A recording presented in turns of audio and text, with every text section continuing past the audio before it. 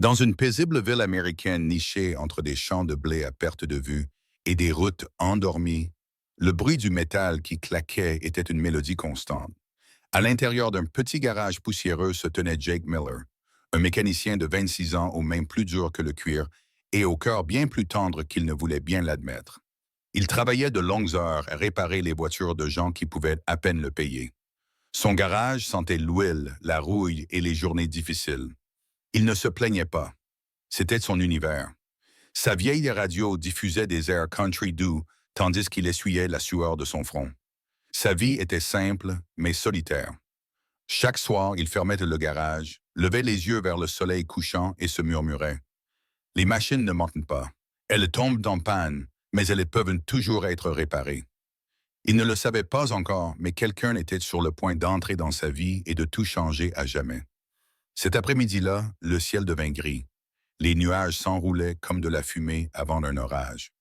Jake était en train de réparer le carburateur d'un camion lorsqu'il entendit une voix faible à l'extérieur. « Excusez-moi, monsieur, pourriez-vous m'aider? » Il se retourna et se figea. Une jeune femme était assise dans un fauteuil roulant près de la porte du garage, trempée par la pluie, les cheveux collés à son visage. Sa voiture, une berline bleue délavée, était garée à quelques mètres de là, de la vapeur s'élevant du capot. Jake se précipita, ses bottes éclaboussant les flaques d'eau. « Laissez-moi vous faire entrer, » dit-il gentiment en la couvrant de sa veste. Elle s'appelait Emily Carter. Elle n'avait que 19 ans, avec des yeux bleus brillants, pleins de fierté et de douleur. Sa voix tremblait légèrement lorsqu'elle expliqua. Elle s'interrompit à nouveau. « Je voulais juste rentrer chez moi avant l'orage. » Jake acquiesça silencieusement. « Ne vous inquiétez pas, je m'en occupe. » À l'intérieur du garage, Emily regarda Jake examiner le moteur de la voiture, travaillant avec concentration et soin. Il lui posa quelques questions, d'une voix calme et gentille. « Vous conduisez souvent ?» demanda-t-il. Elle sourit tristement. « Pas vraiment, pas depuis l'accident. » Les mots restèrent suspendus dans l'air. Jake ne la questionna pas, mais il remarqua la façon dont elle touchait son fauteuil roulant, l'accoudoir, avec une acceptation tranquille, sans honte. Pendant qu'il travaillait, elle lui raconta des bribes de son histoire. Un accident de voiture il y a 2 ans, les médecins lui disant qu'elle ne remarcherait plus jamais. La solitude qui s'ensuivit. Jake écouta en silence, les mains occupées, mais le cœur ouvert. Il voyait plus que son fauteuil roulant.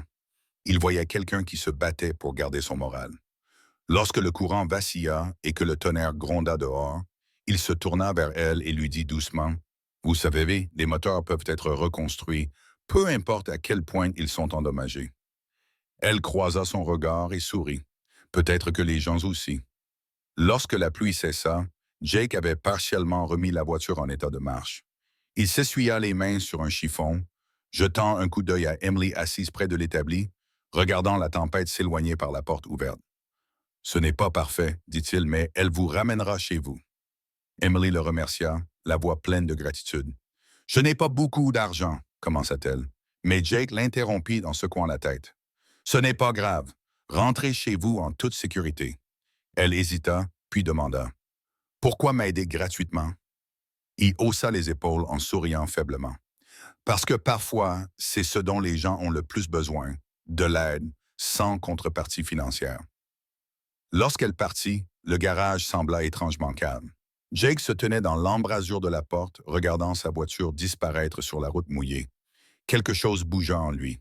Pas de l'amour, pas encore, juste le sentiment que son histoire n'était pas terminée dans sa vie. Peut-être n'en était-elle qu'à ses débuts. Cette nuit-là, Jake ne parvint pas à dormir. La pluie continuait de tomber dehors, et le souvenir du sourire d'Emily restait gravé dans son esprit. Il s'assit à son établi et traça des lignes sur un vieux cahier. Des croquis de vengeance, des modifications et des idées qu'il avait autrefois rêvé de construire. Puis, soudain, une idée lui vint. Et si on pouvait lui construire une voiture? Une voiture qui ne nécessiterait pas de jambes pour être conduite. Une voiture construite par compassion et non par calcul. Il resta éveillé jusqu'à l'aube, dessinant des plans. Inspiré par son courage et par la façon dont ses yeux s'étaient illuminés lorsqu'il lui avait parlé de reconstruction. Le lendemain matin, fatigué mais déterminé, il regarda la voiture à moitié terminée garée dans un coin de son garage. Un vieux châssis qu'il n'avait jamais eu le temps de réparer. Peut-être que cela pourrait être pour elle. murmura-t-il. Il ne savait pas encore comment, mais il savait pourquoi. Elle méritait une chance de se sentir à nouveau libre. Les jours se transformèrent en semaines. Entre la réparation des voitures de ses clients réguliers, Jake travaillait secrètement sur ce projet spécial, modifiant un vieux moteur, ajustant les pédales et étudiant les commandes manuelles pour les personnes qui ne pouvaient pas utiliser leurs jambes. Le processus était épuisant, mais chaque tour de clé lui rappelait la détermination tranquille d'Emily. Certaines nuits, il s'endormait là, sur le sol en béton, entouré de pièces et d'outils. Ses amis ont ri quand ils l'ont découvert. Tu construis une voiture pour une fille que tu connais à peine, lui a demandé l'un d'eux. Jake s'est contenté de sourire. Non, je construis de l'espoir. Pendant ce temps, Emily venait lui rendre visite de temps en temps, curieuse, mais sans savoir ce qu'il faisait réellement. Elle lui apportait du café, s'asseyait près de lui et discutait de la vie. Peu à peu, un lien tacite s'était tissé, fait non pas de mots, mais de compréhension. Jake avait réparé des centaines de moteurs auparavant, mais c'était la première fois qu'il avait l'impression de réparer une âme. Un soir, Emily arriva plus tôt que d'habitude. Elle trouva Jake sous le capot, couvert de graisse, fredonnant tout seul. « Tu ne t'arrêtes jamais de travailler, dit-elle en riant. Il leva les yeux et sourit. « Toi non plus. Tu continues à venir ici, n'est-ce pas? » Elle rougit légèrement. « Peut-être que j'aime le bruit de tes outils plus que le silence. » Ils ont ri ensemble, un petit rire sincère et chaleureux. Jake a remarqué quelque chose de différent dans ses yeux. Pas de la tristesse, mais une étincelle. Alors que le soleil se couchait derrière les collines, il lui a montré une partie du système de direction modifié. « Si ça marche, a-t-il dit, tu pourras conduire sans tes jambes. » Emily l'a regardé, stupéfaite. « Tu construis ça pour moi? » Jake a hésité, puis a acquiescé. « Oui, tout le monde mérite de retrouver le plaisir de la route. » C'est « tu pourras conduire sans tes jambes. » Emily le regarda, stupéfaite. « Tu construis ça pour moi? » Jake hésita, puis acquiesça. « Oui, tout le monde mérite de retrouver la sensation de la route. » Ses yeux se remplirent de larmes, et elle murmura. « Tu ne me connais même pas. » Jake sourit doucement. « Peut-être que je n'en ai pas besoin. » Plus tard dans la nuit, alors que le ciel passait du violet au noir, Jake s'appuya contre la porte de son garage, regardant les étoiles scintiller comme des étincelles au-dessus des champs, le chant des grillons remplissant l'air, et pour la première fois depuis des années, il sentit quelque chose comme un but brûlé dans sa poitrine. Il pensa à Emily, à son courage, à son rire, à sa résilience tranquille, et réalisa qu'aider Emily était devenu plus qu'un projet. C'était désormais personnel. Dans un monde qui avait été cruel pour eux deux, ils avaient peut-être trouvé quelque chose de gentil. En éteignant les lumières du garage, il murmura les mêmes mots qui guidaient sa vie, mais cette fois, ils avaient une signification plus profonde. Les machines ne mentent pas, et peut-être que les cœurs brisés peuvent aussi être réparés. À des kilomètres de là, Emily regardait les étoiles depuis sa fenêtre, souriant sans savoir pourquoi. Sentant l'espoir revenir, le printemps arriva tranquillement dans la petite ville américaine. L'odeur de la pluie fraîche mêlée à celle de l'huile de moteur flottait dans le garage ouvert de Jake. L'espace autrefois vide était désormais rempli de plans, de fils et de cadres métalliques, les pièces d'un rêve qui prenait lentement forme. Jake travaillait sans relâche, testant les commandes, ajustant les leviers et étudiant comment modifier les pédales pour quelqu'un qui ne pouvait pas utiliser ses jambes. Chaque coup de marteau résonnait avec détermination. Les habitants de la ville commencèrent à remarquer que la lumière de son garage restait allumée tard chaque nuit. Jake a perdu la tête, plaisantait le propriétaire de la quincaillerie. Il construit une sorte de voiture magique. Jake se contentait de sourire. Il n'avait pas besoin de comprendre, car chaque fois qu'il se souvenait de la voix douce d'Emily et de la façon dont elle regardait la route, il savait pourquoi il se battait. Pas pour la gloire, ni pour l'argent, mais pour une fille qui méritait de retrouver sa liberté. Asterisk Emily lui rendit visite un après-midi, entrant par la porte ouverte du garage avec un sourire timide. « Tu es toujours là-dessus, hein? » le taquina-t-elle. Jake leva les yeux, les cheveux en bataille, le visage maculé de graisse. « Toujours, » répondit-il en souriant. Elle regarda la voiture à moitié construite, le métal brillant sous la douce lumière du soleil, et demanda « Tu fais vraiment ça pour moi? » Il hésita puis répondit « Honnêtement, je le fais parce que quelqu'un aurait déjà dû le faire. » Son regard s'adoucit. Pour la première fois depuis son accident, elle se sentait considérée non pas comme une personne brisée, mais comme un être humain. Ils passèrent la journée à tester de petits réglages, les freins de main, les commandes de direction, les supports de siège. Jake lui expliqua patiemment chaque conception en détaillant chaque élément. Emily rit lorsqu'elle appuya accidentellement trop fort sur le klaxon. Ce rire remplit le garage comme la lumière du soleil. Pour Jake, ce son valait toutes les nuits blanches. Ce n'était plus seulement de la mécanique. C'était une guérison, un risque. Au fil des semaines, Emily est devenue une visiteuse régulière. Elle apportait des sandwichs faits maison ou de la limonade fraîche, et Jake lui réservait toujours une place près de l'établi. Il parlait de tout, de musique, de rêves et de l'injustice de la vie parfois. Un soir, alors qu'ils regardaient le soleil coucher à l'horizon, Emily a dit doucement, « Je pensais que ma vie s'était terminée avec cet accident, mais maintenant, j'ai l'impression de recommencer à zéro. » Jake ne répondit pas immédiatement. Il se contenta d'acquiescer, observant son reflet dans la surface chromée de la voiture. « Tu es plus forte que tu ne le penses, » finit-il par dire. Elle sourit doucement. « Peut-être que tu me fais simplement croire qu'il y avait quelque chose de tacite entre eux. Fragile, mais réel. Aucun des deux n'appelait cela de l'amour. C'était encore trop tôt, trop délicat. Mais chaque regard, chaque silence partagé, chaque rire, tout cela construisait quelque chose de plus fort que les mots. Une connexion à laquelle aucun d'eux ne s'attendait. Un après-midi, alors qu'Emily l'aidait à peindre le tableau de bord de la voiture, Jake se surprit à la regarder. La façon dont ses yeux se concentraient, le petit sourire sur ses lèvres lorsqu'elle réussissait quelque chose, tout cela remuait quelque chose au plus profond de lui. Elle remarqua son regard et rit. « Tu me fixes. » Il détourna rapidement les yeux, faisant semblant de vérifier les outils. « Je m'assure juste que tu ne gâches pas mon chef-d'œuvre, » plaisanta-t-il. « Ton chef-d'œuvre » le taquina-t-elle. « Je suis presque sûr que c'est le nôtre. » Ces mots le touchèrent plus qu'il ne voulait l'admettre. Ils travaillèrent côte à côte jusqu'au crépuscule. Leurs mains se frôlaient parfois. Quand elle partit, le garage semblait plus vide que d'habitude. Jake s'appuya contre le capot, réalisant que ce projet avait depuis longtemps cessé d'être une simple réparation de voiture. Quelque part entre les boulons et les plans, il avait commencé à se réparer lui-même. Et peut-être, juste peut-être, Emily était-elle devenue sans le savoir la pièce manquante qu'il cherchait. Astérisque. Quelques jours plus tard, Jake a finalement installé les commandes de conduite adaptative. C'était la partie la plus difficile. Concevoir un système d'accélérateur et de freinage à commande manuelle capable de réagir en douceur. Il est resté éveillé toute la nuit à tester, ajuster et refaire. Lorsque le premier prototype a fonctionné, il a levé les bras en l'air, riant tout seul dans le garage vide. Le lendemain matin, Emily arriva et le trouva endormi dans un fauteuil, de la graisse sur la joue, une clé à molette à la main. Elle posa doucement une couverture sur lui et sourit.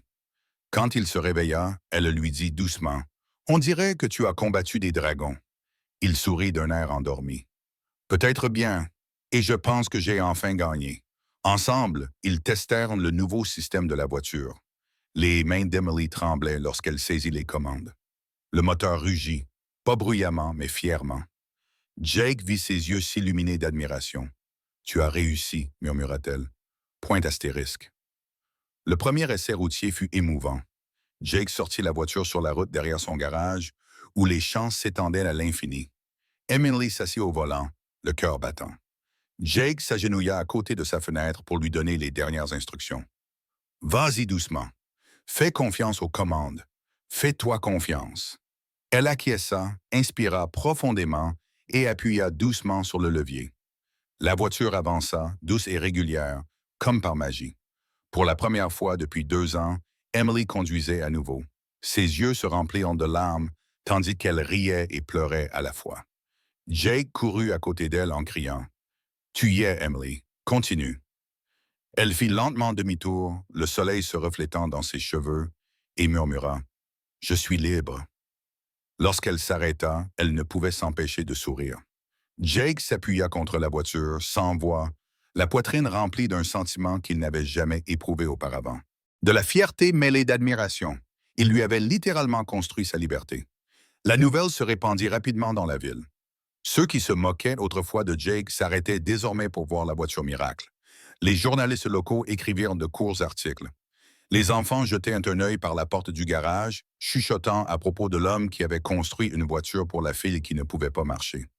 Mais la célébrité importait peu à Jake. Ce qui comptait, c'était de voir la joie d'Emily grandir chaque jour. Ils faisaient de courtes balades ensemble sur de vieilles routes de terre, passant devant des champs de blé jusqu'au cœur de la petite ville. Emily saluait les commerçants qui l'encourageaient. Chaque balade était une victoire. Chaque kilomètre parcouru était une histoire de courage. Un soir, alors qu'ils se garaient près du lac, elle se tourna vers lui et lui dit « Jake, tu ne m'as pas seulement rendu mes jambes, tu m'as rendu ma vie. » Il sourit doucement. « Tu m'as rendu la mienne aussi. » Aucun des deux ne dit rien après cela. Le silence en disait long. Cette nuit-là, de retour dans son garage tranquille, Jake s'assit seul sous la faible lumière, fixant la voiture terminée. Elle brillait doucement, comme si elle savait ce qu'elle avait accompli. Il pensa à Emily, à sa force, à son rire, à ses larmes, et réalisa qu'elle l'avait changé plus qu'il ne l'aurait jamais imaginé. Avant, il réparait des machines pour joindre les deux bouts. Maintenant, il réparait des cœurs sans le vouloir. Au fond de lui, il se demandait si Emily ressentait le même lien que lui. Mais même si ce n'était pas le cas, cela n'avait pas d'importance. L'aider lui avait redonné un but dans la vie. En éteignant les lumières, il murmura « Peut-être que certaines personnes sont destinées à entrer dans notre vie juste pour nous apprendre à la reconstruire. » Dehors, le vent transportait le son faible d'un rire. Celui d'Emily résonnait dans la ville tranquille, lui rappelant que parfois, la gentillesse change vraiment tout. Point, virgule. La semaine suivante, un calme étrange s'installa dans la ville. Jake remarqua qu'Emily n'était pas venue depuis plusieurs jours. Son absence laissait un silence vide dans le garage qu'aucune radio ni aucun moteur ne pouvait combler. Il essaya de l'appeler, mais elle ne répondit pas. Il se dit qu'elle avait peut-être juste besoin de repos, mais l'inquiétude continuait de le ronger. Un matin, alors qu'il serrait les boulons d'une vieille camionnette, il entendit le grondement d'un moteur coûteux. Une limousine noire arriva, élégante et brillante sur la route poussiéreuse. Un homme grand en costume en sortit, ses chaussures impeccables contrastant avec le sol taché d'huile. « Êtes-vous Jake Miller ?» demanda-t-il d'une voix autoritaire. Jake acquiesça d'un air las. « Je suis Richard Carter », dit l'homme, le père d'Emily. Jake sentit son estomac se nouer. Il s'essuya les mains nerveusement, ne sachant pas trop ce qui allait suivre. Les yeux froids de l'homme balayèrent le garage. « Nous devons parler », dit-il fermement. Ils s'assirent face à face dans le petit coin bureau du garage. Richard Carter semblait complètement déplacé dans cet endroit, avec son costume repassé, sa montre en or et son ton sec qui contrastait avec le monde simple de Jake. « Ma fille m'a tout raconté, » commença-t-il, « à propos de votre projet. » Jake déglutit péniblement, prêt à affronter la colère.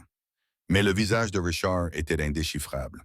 « Je veux comprendre ce que vous attendez d'elle. » L'homme continua. La voix de Jake était calme mais douce. « Rien, monsieur. Je voulais juste aider. » Richard ricana. « Aider? C'est une fille vulnérable, monsieur Miller. Savez-vous d'où elle vient? » Jake le regarda dans les yeux. « Je me fiche d'où elle vient. Je sais juste qu'elle méritait de se sentir libre à nouveau. » Richard marqua une pause, surpris par la sincérité dans la voix de Jake. Pendant un moment, aucun des deux ne parla. Puis Richard se leva et dit froidement, « Ne vous approchez pas d'elle. » Il se retourna et partit, laissant Jake stupéfait et le cœur brisé. Cette nuit-là, Jake ne parvint à se concentrer sur rien. Il s'assit dans le garage sombre, fixant la voiture qu'il avait construite avec Emily. Chaque outil, chaque boulon portait un souvenir. Son rire, ses larmes, son regard lorsqu'elle avait conduit pour la première fois. À présent, tout cela lui semblait être un rêve qui s'évanouissait. Peut-être que son père avait raison. Peut-être était-il idiot de penser qu'une fille comme elle pouvait vraiment trouver sa place dans son petit monde usé.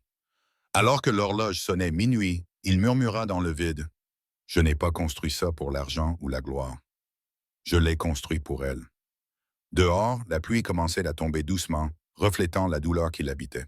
Il repensa à la promesse qu'il lui avait faite de l'aider à se sentir à nouveau vivante et se demanda s'il n'était pas allé trop loin. Pourtant, il ne pouvait se défaire de l'impression que l'histoire d'Emily avec lui n'était pas encore terminée. Au fond de lui, quelque chose lui disait qu'elle reviendrait. L'après-midi suivant, alors que Jake s'apprêtait à fermer le garage, une voix familière l'interpella. « Tu ne te débarrasseras pas de moi. C'est Emily. » Il se retourna. Et elle était là, Emily, souriant faiblement, les cheveux au vent. Un sentiment de soulagement l'envahit. « Tu ne devrais pas être ici, » dit-il doucement. « Ton père, je sais, » l'interrompit-elle en se rapprochant. « Il pense qu'il me protège, mais je fais mes propres choix. » Jake sourit faiblement, toujours incertain. Emily regarda les outils et la voiture, la voix tremblante. « Tu n'as pas seulement réparé une voiture, Jake. Tu m'as réparé. Tu m'as donné quelque chose que personne d'autre ne pouvait me donner.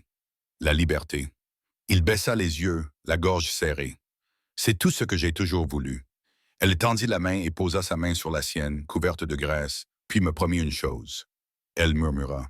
« N'arrête pas de construire pour des gens comme moi. » Jake acquiesça lentement, les yeux brillants. « Je ne le ferai pas. » Emily prit une profonde inspiration. « Il y a quelque chose que je ne t'ai pas dit, » dit-elle. Jake fronça les sourcils, perplexe. « Que veux-tu dire? » Emily hésita, les mains tremblant légèrement sur son fauteuil roulant. « Le jour où nous nous sommes rencontrés, je n'étais pas seulement une fille qui cherchait de l'aide. Je testais les gens. » Il cligna des yeux, pas sûr d'avoir bien entendu. « Tu testais? » Elle acquiesça. « Mon père dirige une fondation qui finance des inventeurs qui changent la vie des personnes handicapées. Nous recherchions quelqu'un qui fasse preuve d'une réelle compassion, pas seulement de talent. » Les yeux de Jake s'écarquillèrent.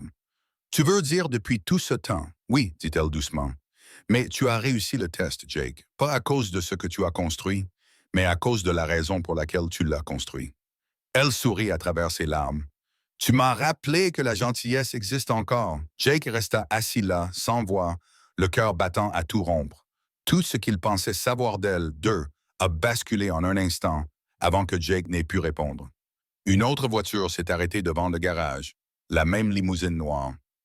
Richard Carter en est sorti à nouveau, mais cette fois, son expression était différente. Il a regardé lentement autour de lui dans le garage, puis a tendu la main vers Jake. « Je te dois des excuses, » a-t-il dit. « Ma fille m'a tout raconté. Tu as fait ce que même mes ingénieurs n'ont pas pu faire. Vous lui avez rendu sa liberté. » Jake hésita, puis lui serra la main. « Je n'essayais pas de prouver quoi que ce soit, monsieur. Je me souciais simplement d'elle. » Richard acquiesça pensivement. « C'est exactement ce qui vous rend différent. » Il jeta un coup d'œil à la voiture, l'admiration dans les yeux. « Je veux sponsoriser vos créations. Jake, construisons d'autres véhicules comme celui-ci pour les gens à travers le pays. » Jake resta là, stupéfait.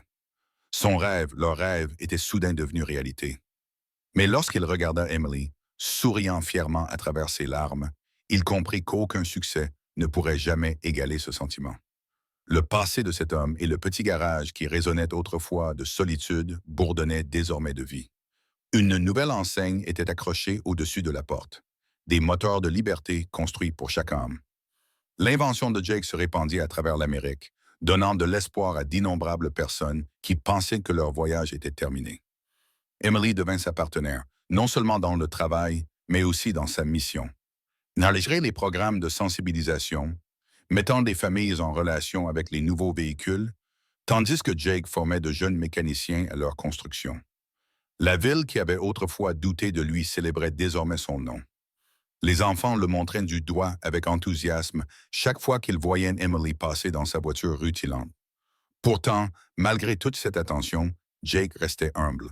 Tard dans la nuit, lorsque tout le monde était parti, il restait assis dans le garage, essuyant la graisse sur ses mains, murmurant les mêmes mots qui avaient tout déclenché.